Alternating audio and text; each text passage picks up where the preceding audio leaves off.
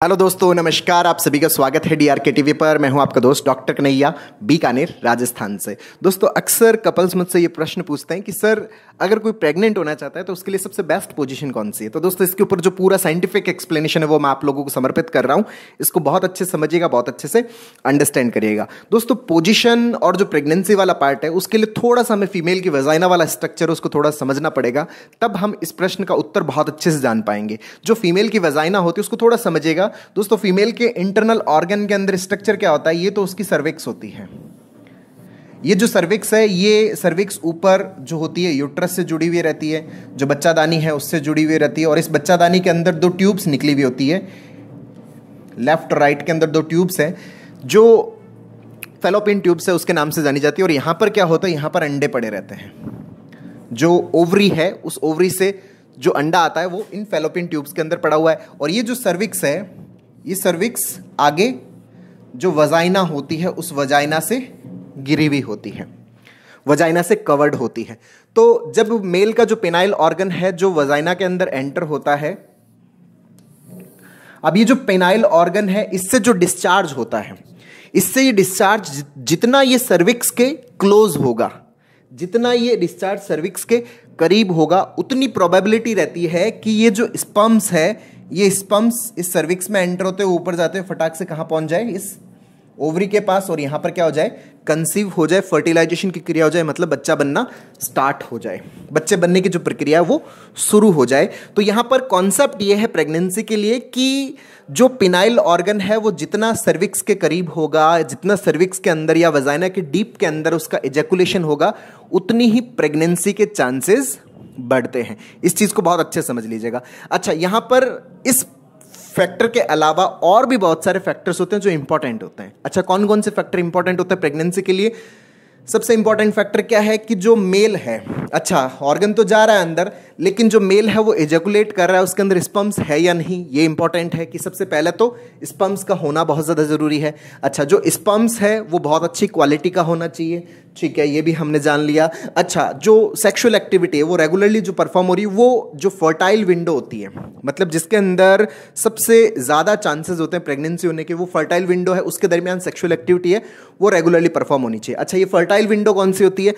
दोस्तों, जो फीमेल के अंदर मासिक धर्म आता है, जो मेंस्ट्रुअल साइकिल है, उसके 6-7 दिन के बाद में ये स्टार्ट होता है और 20-21 दिनों तक ये जो बीच का टाइम पीरियड होता है, 6-7 दिन से लेके 20-21 के दिन का बीच का जो टाइम पीरियड होता है वो क्या होता है, फर्टाइल विंडो होती है। मतलब उसके अंदर हाईएस्ट प्रोबेबिलिटी होती है प्रेगनेंसी होने के, प्रेग्नेंट होने के। तो उस दरमियान अगर सेक्सुअल एक्टिविटी परफॉर्म की जाती है तो प्रेगनेंसी के चांसेस ज़्यादा रहते हैं। अच्छा, इसके अलावा और कौन से फैक्टर हैं? वजाइना, सर्विक्स, ये सारे जो हैं ये बहुत ही अच्छी क्वालिटी के होने चाहिए, मतलब इनके अंदर इन्फेक्शन फ्री होना चाहिए। इसके अलावा जो अंडा है वो बहुत अच्छी क्वालिटी का होना चाहिए। साथ में जो ओवरी है, जो अंडे को बनाने वाली जो मैकेनिज्म है, वो भी क्या होनी चाहिए, बहुत अच्छी होनी चाहिए। अगर ये सारे ओवरऑल फैक्टर्स बहुत बढ़िया है और साथ में डीप पेनिट्रेशन हो रहा है तो प्रेग्नेंट होने के चांसेस बहुत ज़्यादा रहते हैं, प्रेग्नेंट होने की जो प्रोबेबिलिटीज है वो बहुत ही ज़्यादा होती है। अच्छा, अब ये जो डीप पेनिट्रेशन है, ये डीप पेनिट्रेशन कौन सी पोजीशन के अंदर सबसे ज़्यादा होगा, इसको थोड़ा समझ लीजिए। दोस्तों, जो पोजीशंस है, वैसे तो बहुत सारी पोजीशंस है सेक्सुअल एक्टिविटी के दरमियान लोग यूज़ करते हैं अपने कंफर्ट के अकॉर्डिंग, अपने टेस्ट के अकॉर्डिंग, लेकिन जो ओवरऑल जो बहुत ज़्यादा जो यूज़ की जाती है उनके अंदर एक वो पोजीशन होती है जिसके अंदर मेल तो ऊपर होता है और फीमेल नीचे होती है। सबसे पहली पोजीशन ये यूज होती है। दूसरे के अंदर जो फीमेल ऊपर होती है और मेल नीचे की तरफ होता है।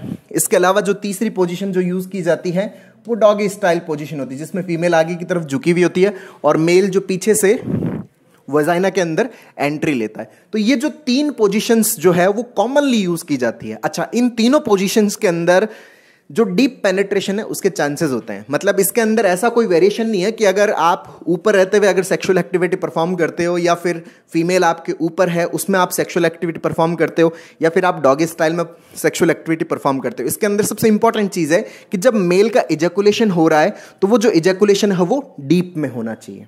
वो जितना डीप में होगा उतने ही ज़्यादा प्रेगनेंसी के चांसेस होंगे। अच्छा, यहाँ पर एक चीज़ और इंपॉर्टेंट है कि बहुत सारे लोग मुझे ये कहते हैं कि सर जैसे ही इजैकुलेशन हो जाता है प्रेगनेंसी तो इसलिए नहीं हो पाती क्योंकि जो सीमन है वो तो सारा बाहर आ जाता है। तो यहाँ पर एक चीज़ बहुत अच्छे समझ लीजिएगा कि जैसे ही इजैकुलेशन होता है, ऑर्गेज्म होता है, उसके बाद में जो 70 से 80% जो सीमन का हिस्सा है वो तो बाहर ही आ जाता है और वो सब में आता है। ये नॉर्मल है, ये किसी भी प्रकार की एबनॉर्मलिटी नहीं है। बहुत सारे लोग मेरे पास में परेशान होकर आते हैं कि सर हमारा तो है ना बच्चा हो नहीं पाएगा, हम तो प्रेग्नेंट हो नहीं पाएंगे। क्यों हो नहीं पाएंगे? कि जैसे हम सेक्सुअल एक्टिविटी परफॉर्म कर लेते हैं उसके बाद में जैसे इजैकुलेशन होता है, ऑर्गेज्म होता है हम दोनों का, वो तो सारा का सारा बाहर आ जाता है। तो भाई ये अच्छे से समझ लीजिएगा कि 70 से 80% जो हिस्सा है वो इसका बाहर आ जाता है।